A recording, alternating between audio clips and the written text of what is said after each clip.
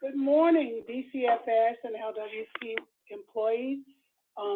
It's wonderful to have you on today with us as we work together in collaboration partnership to provide services to the most needy of our children and families in the state. We thank you for being a part of that. We want to come to an understanding of a cohesive process that works not only for LDOE, but that works for each of you as well.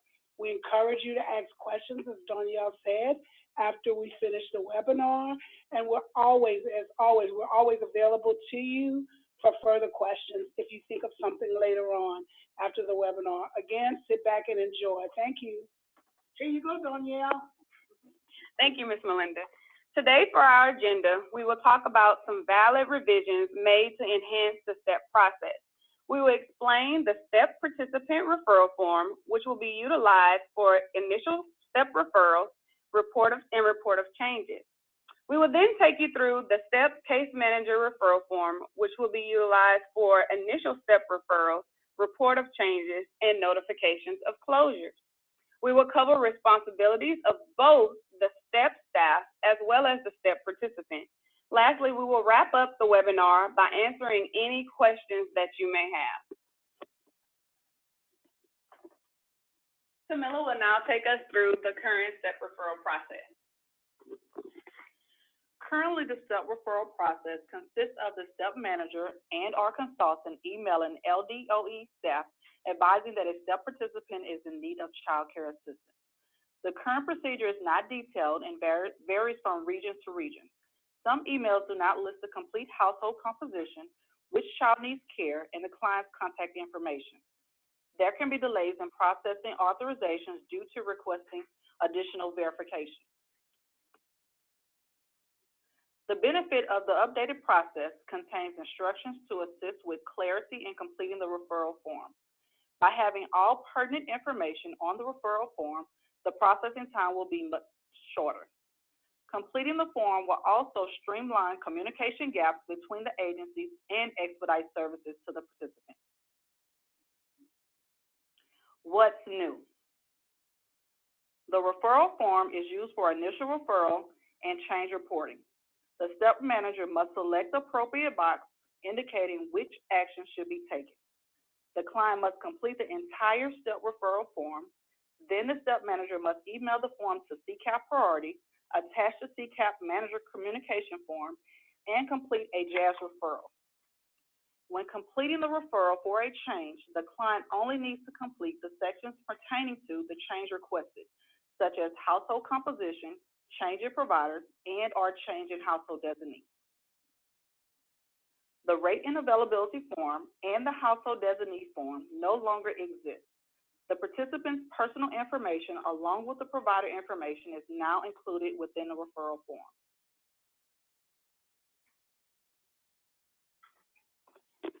STEP participants are responsible for completing the STEP participant form. The STEP participant must provide the required identifying information, including their full name, Social Security number, residential physical address, not a P.O. box, their contact number, email address, and date of birth.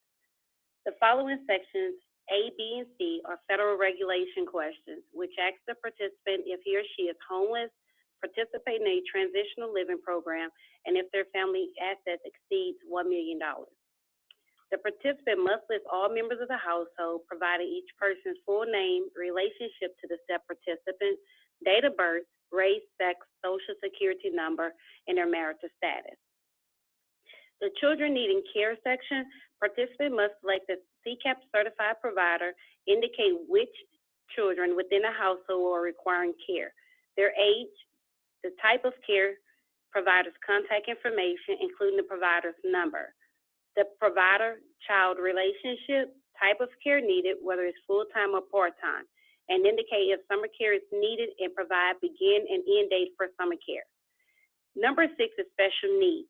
If any child under the age of 18 requires specialized care due to a physical, mental, and/or emotional condition, the participant should answer yes and submit the IEP, IFSP, SSI verification. Those verifications may be used to verify special needs care. The time and attendance number, the participant will be assigned a TA number beginning with 02. The 02 is an indicator that the participant is in the assigned work program. This number is used as a unique identifier for the STEP participant. A time and attendance number is needed in order to have a finger image completed at a finger imaging location. This information is provided by LDOE to the participant and STEP manager upon request.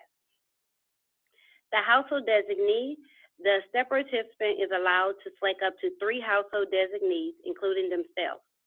Each designee must provide his or her full name, date of birth, and relationship to the STEP participant, as well as date authorized. Each designee will be assigned a unique person number. Once assigned, the designee must complete a finger image scan before scanning in and out at the selected child care facility. The head of household information will automatically populate in system as the first household designee. When a participant case is transferred over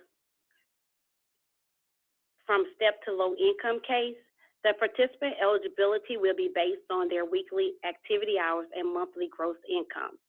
The sliding fee scale is the tool used to determine if participant family size and monthly gross income is within guidelines. STEP participant must read all rights and responsibility and certify that they have read and understood their rights and responsibilities and that all information is true and correct to the best of their knowledge. Participant may initial number 18 if he or she authorized LDOE employees to disclose information to their chosen provider. Participant must sign and date the form. It is imperative that the STEP participant and case manager ensure the form is signed and dated.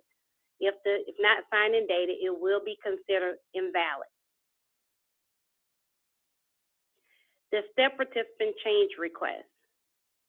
Participants have the primary responsibility for reporting the following changes. Changes in contact information. STEP participant must report any household composition change if a person moves in or out the household. Household designee, whether they are adding or removing a household designee. If STEP participant requires a change in provider, LDOE requires a new STEP participation referral form and a zero balance statement or a good standing payment agreement from the previous provider. In addition, if participant requires a change in provider, a change in hours, the need for care changes, or if the type of care from part-time to full-time. All pages of the form must be submitted, but participants should only complete the section in which he or she is reporting a change in. Also, make sure to sign and date the form. STEP participants should report changes to STEP staff by using the STEP form. STEP staff will, in return, complete the case manager referral form and submit to LDOE. Agency must be notified of changes within 10 calendar days.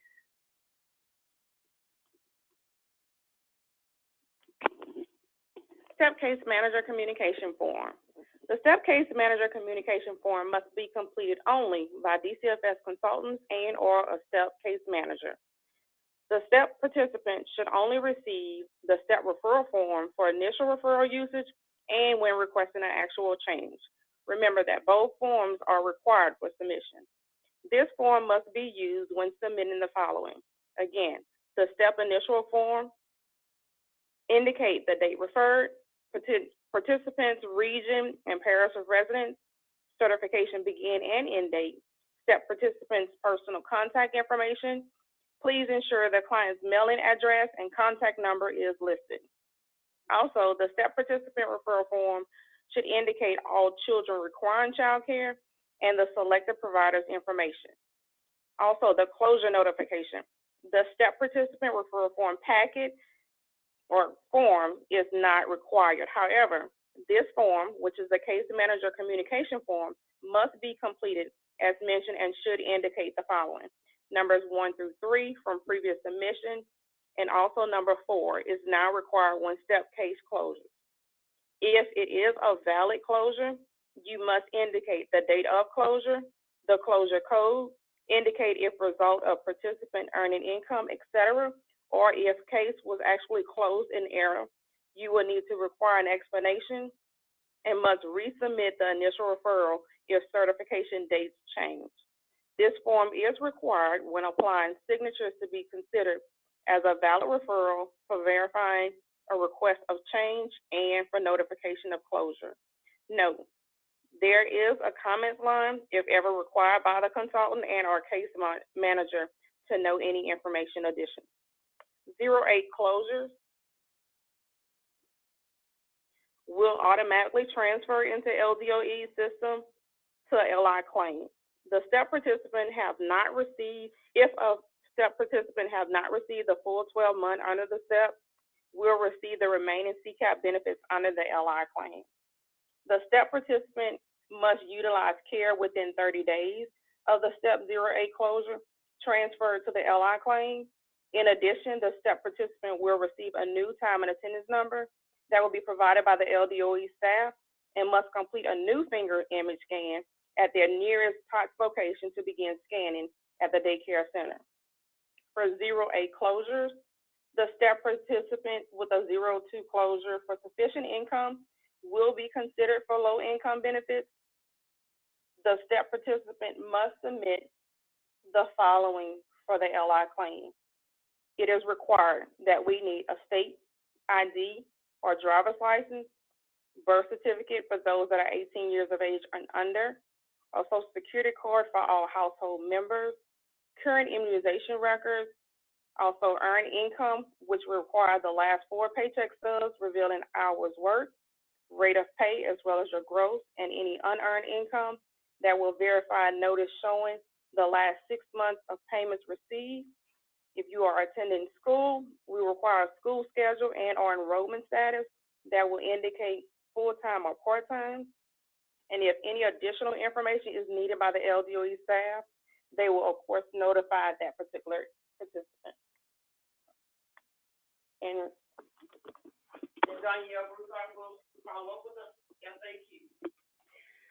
so we wanted to take you through some frequently asked questions that we received when we conducted our last webinar. The first question was, how can we get a copy of this PowerPoint? A copy of the PowerPoint will be made available after this webinar has concluded. The next question is the CCAP 2FW still required for 02 closures? The answer to that question is the 2FW is not required by the case manager. Once the case is transferred to LI, the participant will be sent a 2FW by LDOE. The next question that we received is, what is the effective date to start using the communication form? The effective date will be November 1st, 2018. Next we have, will the form be a fillable form? The answer to that question is yes, the form is a fillable PDF. Will the time and attendance number be sent to both the client and the STEP case manager? The answer to that question is the time and attendance number will be sent to the participant and the STEP case manager upon request. The next question is, if the participant live with friends or family members, does all of their information go in the household composition? The answer to that is the STEP case manager will determine household composition at initial referral. Once transferred to low income, household composition will be determined by the LDOE analyst. Next, they wanted to please confirm that we send the STEP case manager communication form, and we also need to submit the STEP participant referral form that the client completed. Yes, that is correct. Both forms are needed, except upon rejection. Then only the STEP case manager form is required. Next we have, does LDOE contact the participants and notify them of their responsibilities? The answer is the STEP participant referral form notifies the participant of their rights and responsibilities on page 7. Next question is, can a child attend daycare part-time with a STEP case? The answer to that question is yes. We give an example here of if a STEP participant has 13 activity hours, the case manager should notate on the case manager communication form under comment that the hours are below the 20 activity hour requirement for CCAP. LDOE will add additional hours to meet the 20-hour requirement. Next question we have is, I'm not sure that JAS closure codes match with UC and CAP.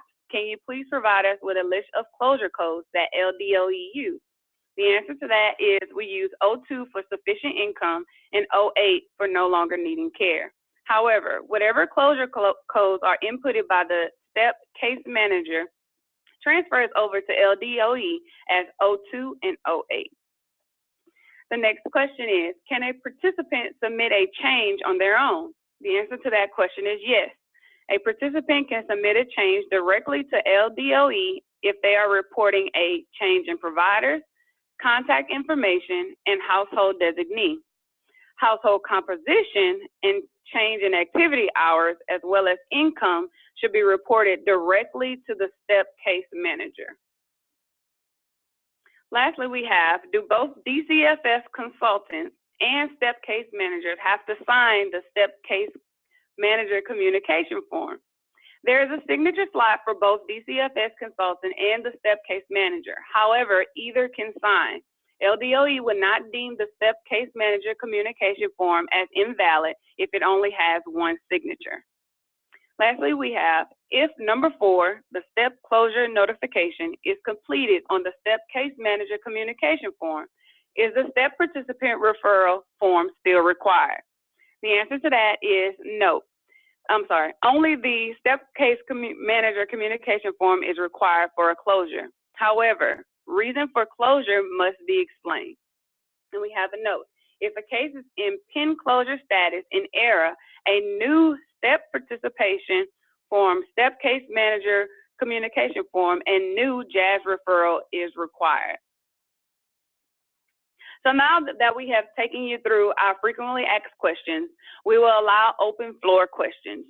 You can type these questions in the group chat, and we'll give you about a minute to do so.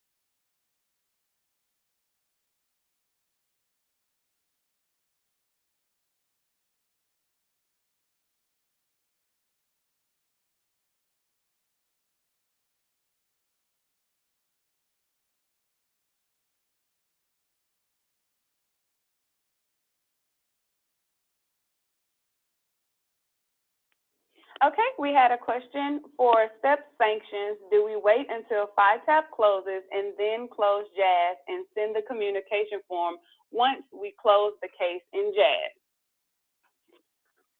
If the STEP sanction results in the CAP case closing, then we will need the STEP case manager communication form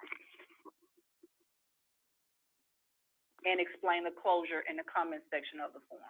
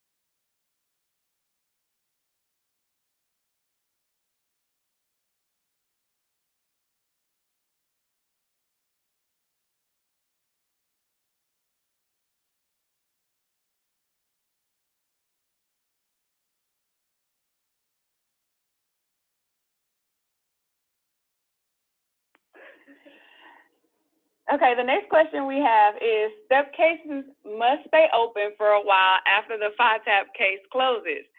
STEP receives a once-monthly report of closed or pending closed FITAP cases. LDOE receives information on closures like 08 before STEP does. How can STEP notify you as soon as FITAP closes? Once the STEP case manager is notified that the FITAP case is closing, the STEP case manager should notify LDOE staff with the STEP communication form in the comment section listing the reason why the case is closing and the date.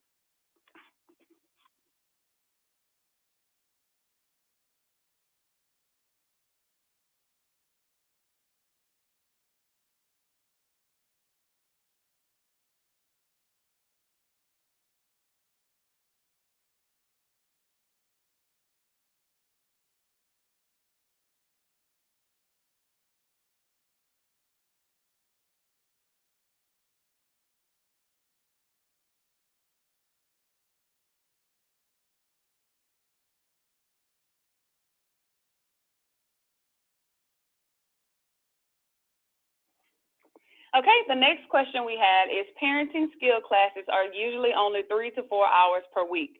Would client qualify for childcare if the STEP case manager comments about part-time status on the communication form? So I'm going to take you back to the FAQs about part-time.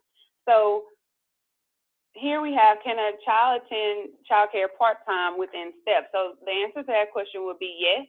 If a part-time participant has only those 3 to 4 hours, the case manager should notate that on the case manager communication form under comments, and then LDOE will add the additional hours on our end to make sure that they are meeting the eligibility requirement.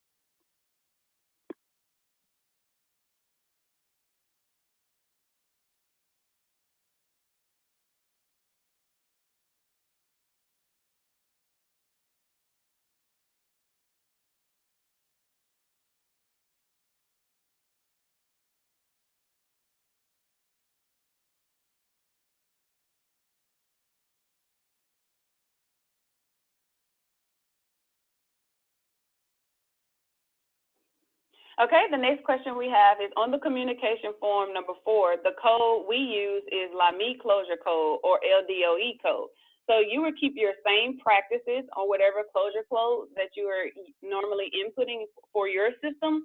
Once they transfer over, it will transfer over as 02 or 08 for our side. So you'll keep your same practices for closure code. Just state the reason on the form for the closure.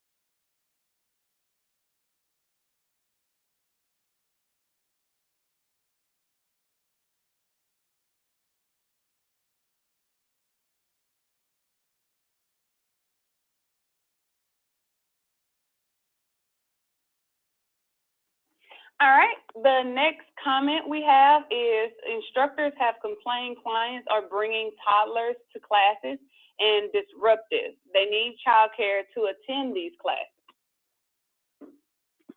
We want to make sure that our most vulnerable population in Louisiana has access to this subsidy. It's very important that we all, as workers, whether we work for LWC, DCFS, or LDOE, that we work together as professionals to ensure that our families have access to the child care subsidy. We don't want toddlers sitting down in class. Part of Act 3 is that we have high quality early childhood experiences for children, because we all know as professionals that this is part of helping to make Louisiana great, helping to ensure that our children grow up to be productive citizens. Please, if you send the information that we're requesting today through this webinar, we want to make sure that we do our part to make sure our families receive what they deserve.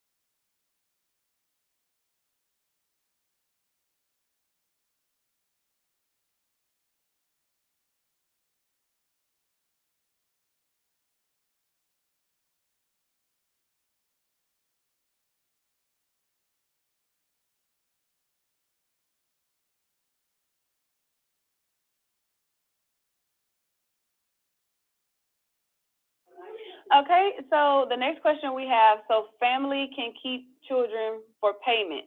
I'm not quite sure what this is asking, but I want to expand that all children must attend a licensed child care provider in order for them to receive their subsidy.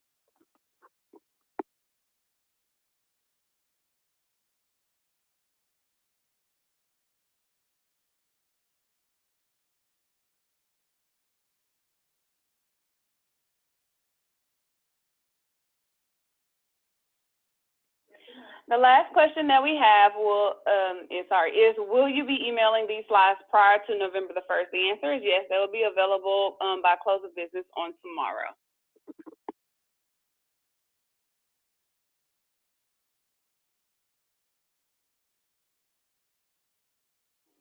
All right, thank you so much for joining our webinar on today. If you have any additional questions, please direct them to ccappriority@la.gov.